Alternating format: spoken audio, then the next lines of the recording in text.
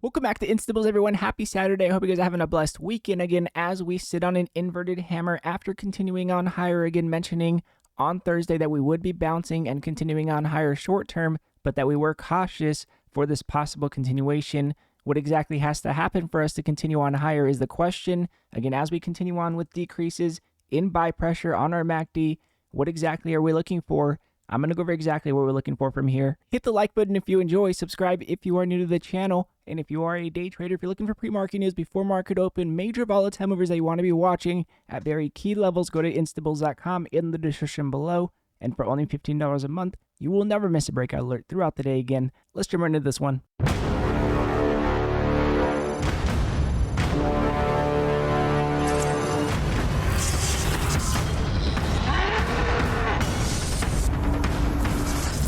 So jumping into this buy with you guys here again, looking at our daily candle structure again, clearly sitting on an inverted hammer, so we have to be cautious to the upside. However, as we sit on higher lows for a possible support short term, a possible continuation on higher that we could be looking for from our weekly candle structure that I'm going to go over in a second, that we need our daily chart to have a close back above our 8-day moving average here for. So again, if we close back above our 8-day moving average, then we can possibly have this continuation. Again, continuation on support off of our 50-day here would be very clean here for that possible continuation. However, again, as we sit on an inverted hammer, we want to make sure we do close higher, and leading into CPI, very much setting up for that major move higher or lower in my opinion. Now looking at our weekly candle structure, again, as we sit on higher lows, as we looked on our daily chart with, we do now sit with a wick to the downside on our weekly candle structure here. So again, we closed this last week with a wick to the downside, looking to see if we will get proof of concept to possibly gap back into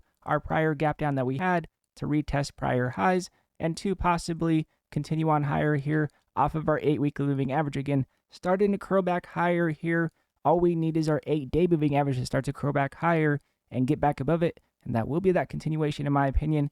But on our weekly chart, very cautious because we do have our 12 dropping below our 26 on our MACD. Again, our EMA lines crossing lower here, increasing in sell pressure. Again, closing this last week, increasing in sell pressure. We are cautious. This could be a possible continuation on lower because of that. Again, we want to see a close above next week on our 8-weekly moving average to have that possible continuation on higher, in my opinion. A possible close with a doji candle would be that possible indecisive move that we needed for our 8-weekly moving average to curl up and continue on back higher. Again, as we have our 8 and our 50 days so far apart here on our weekly moving average, we can assume that we are looking for possible buy the dip opportunities from here. However, again, looking for our 12 to cross back above our 26 for that confirmation for our swing term momentum. Now, recapping on our intraday perspective, what we are looking for going into this next week, again, as we sit with an inverted hammer, not only rejecting our 821, but also rejecting our 0.618 fib currently. We do not want a continuation lower here.